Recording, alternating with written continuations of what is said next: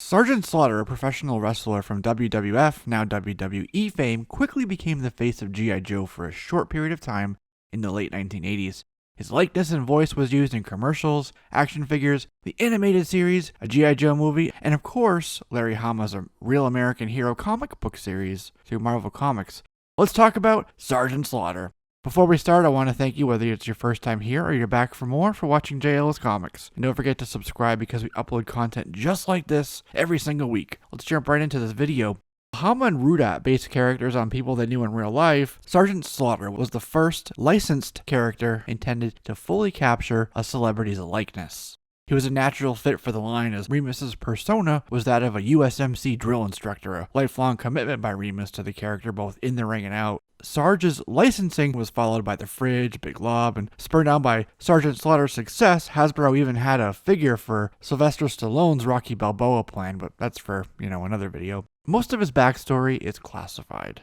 What his file card does reveal is that he was born in Parris Island, home to the recruit depot for the U.S. Marine Corps. After college, he went on to work at Camp Lejeune and Camp Pendleton as a drill instructor, quote-unquote, dressing down trainees. Sergeant Slaughter thinks it's his personal mission to kick the butt of every boot in Pendleton. This guy can drill his trainees into the ground for 72 hours straight before he breaks a sweat, one file card says. In both comic books and cartoon, he showed up to whip the Joes back into fighting shape by tightening up their drills and ramping up their PT regimen. On his second file card, we have this gem. They say he cleans his teeth with barbed wire, brushes his hair with a rat tail file, and shaves with a blowtorch. Everything and everywhere is a battlefield to Sergeant Slaughter. For his pathway to the G.I. Joe team, we have to jump to the real world, to our world. In the 1980s, the World Wrestling Federation's Robert Remus, renamed Sergeant Slaughter, was on the rise as the next superstar. And as Hulk Hogan was emerging as the new face for WWF, Slaughter left for a new promotion called AWA. This is right around the time that the head of WWF, a guy named Vince McMahon, partnered with a toy company called LJN to make a figure line based on his professional wrestling entertainment superstars. Andre the Giant, Roddy Piper, who happens to be one of my all-time favorites, Hulk Hogan, and the Iron Sheik were some of that original line. When the new line was being developed, a prototype bendy of Sergeant Slaughter was made, but never made it to toy shelves.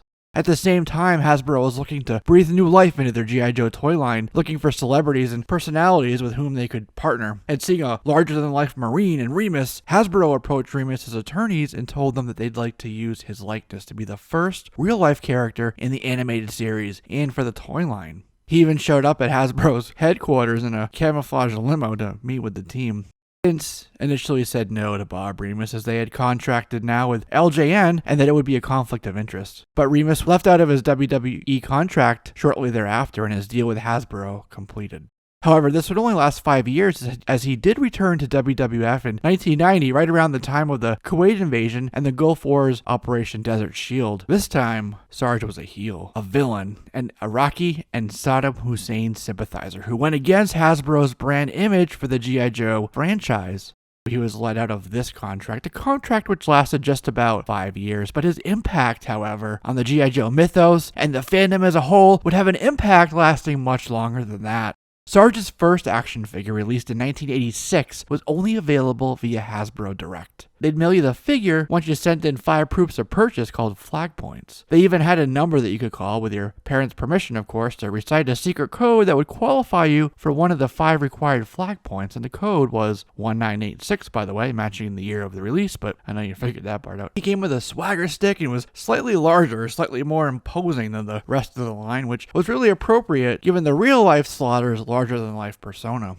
In 1987, at the peak of its popularity and just 2 years after his debut, a Hasbro Direct pamphlet was published featuring Sergeant Slaughter. They'd included mail-away offers with some of the vehicles and stuff, but this one went out to just those who'd already put in an order with Hasbro Direct, and it was an ad pamphlet called Chilling Adventures Are About to Unfold. It had Sergeant Slaughter from the cold of northern Alaska ordering you to buy toys, one of which was the 8-inch Master of Mayhem and King of the Ring Slaughter wrestling figure, something akin to the popular wrestling line now made by LJN. The image even included the LJN figures, which were not made by Hasbro, of course. And then in another pamphlet from 1988 called "Is This the End of Sergeant Slaughter?" sporting the same ad, but which included Cobra Commander, Cobra Officer, Major Blood, and a bunch of other vehicles, was that Sergeant Slaughter was wrestling on national television in front of millions of fans when he was captured and held prisoner in a Cobra outpost. Cobra wanted to trade blueprints of the Defiant Space Launch Complex for Slaughter's life, or "You'll see real Slaughter," the pamphlet's fake hostage note read. The Operation Blackout ad in '88 had Sarge defending against a Cobra invasion after they shut down worldwide defense systems by having AVAC in a Firebat seize a space defense satellite.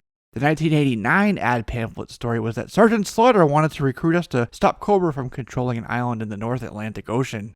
It had Slaughter and Serpentor yelling at each other on the back. That same year, the Slaughter's Marauders team was released. Because of the contract issue we just talked about, this would be the last figure until the con exclusive in 2006.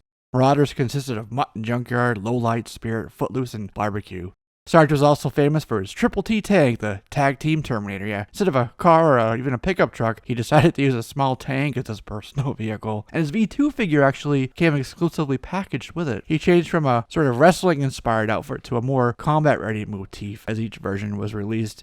V3 came with a removable hat and the Warthog, which is an AIFV, amphibious, not armored, infantry fighting vehicle, which paired up with issue 72 of the comic book series. He made it onto the box art for the official field belt, which would allow you to live the adventure. Outside of the United States, the word slaughter was frowned upon for a toy, marketed to boys. So in 1989, his V4 European release was called Sergeant Slammer. In '89, he was featured on the box art for the Equalizer, one of the heavy mechanized vehicles for Slaughter's Marauders that included Lynx and Armadillo as the others. In India, he was changed to Sergeant Smasher.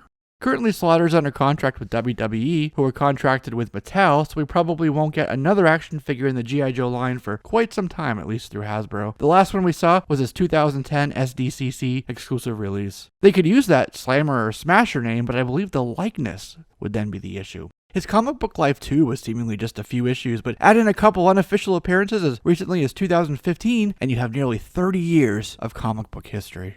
In 1986, Larry Hama's comic book run had reached issue 48, the aptly named Slaughter, and is the first comic book appearance of Sarge. He showed up with sunglasses, fatigues, and a DI's campaign hat, nicknamed as Smokey the Bear hat. He really looked unrecognizable from his real world and even his action figure counterparts. In the issue, Zartan used his holographic tech to switch places with Ripcord in order to infiltrate the Joe's base, so the team was running around the Chaplain's motor pool area of Fort Wadsworth looking for an infiltrator, and that just happened to be when Sarge walked in, ran into Clutch and Heavy Metal, who thought he might be that very intruder they were looking for. So they all wrestled together, and Sarge immediately took charge once they realized he held back from hurting them and wasn't the intruder. Sarge told them that the intruder must be in the ventilation shafts, all the other entry points would be too heavily defended. He came across two gung-hos, took a lucky punch, and happened to punch the fake gung-ho out cold, saving the day. He stayed behind in the pit to guard Zartan and the pit itself, while the rest of the Joe team invaded the Cobra town of Springfield. In issue 51, the Dreadnoks, that's Xandar and Zarana, came in with a swamp fire to break Zartan out of Joe jail. Slaughter teamed up with Cross Country, and together they mounted one of their new Havoc tanks and chased the Dreadnoks and their twin forward-mounted Gatling gun-equipped Thunder Machine into the New Jersey marshlands. Slaughter and the Dreadnoks played chicken with their heavy mechanized vehicles, getting so close that the Dreadnoks knocked his hat right off his head with the tire on the Thunder Machine. Somehow they managed to get that thing right up on two wheels just by leaning right. Thunder Machine smashed its way through an oil refinery and a freight train, and Sarge pursued them in the utility flyer that came right off the Havoc. And that was pretty much it for his official comic book adventures, but we don't have to stop there. Issue 72 from the summer of '88 introduced the Mean Dog and the Desert Fox vehicles, and it too aligned with the commercial for the toys. The commercial also had the Cobra Bug and Joe's Warthog included. They weren't in the issue, but they were in the commercial. And the Warthog is the toy that was packaged with Sergeant Slaughter. In 1991, a fan, Ryan from Fort Wayne, Indiana to be precise, wrote into Hama in issue 117. He said that the quote-unquote real Sergeant Slaughter is now back with WWF and Haraki, to which the reply was, the real Sergeant Slaughter is not part of the G.I. Joe universe. And this was true, as he was now with WWE and, like we talked about, no longer the face of the G.I. Joe. Issue 145 doesn't have Slaughter in it, but he's felt. Dr. Mindbender had to help Zartan with some implants because he suffered some really serious issues back in issue 48 when Sergeant Slaughter punched him out cold. In issue 200, there's a guy behind Gung Ho as they're being briefed on the new priority sectors and the secret base reveal. We see a guy in his hat and sunglasses and dog tags and sunglasses, yes, even though the lights are out. And I swear that is Sergeant Slaughter. It's not said, it's not referenced, but it looks just like his silhouette. Then, 14 issues later, at Snake Eye's memorial service, where all the Joes were present, even the fridge was in formation. A guy right in the middle, in a Slaughter hat and shades, sporting what looked like wrestling boots, a tank top, and a whistle. That's Sergeant Slaughter, my friends. Unofficial, I suppose, but it's definitely him. They've masterfully avoided the licensing issue.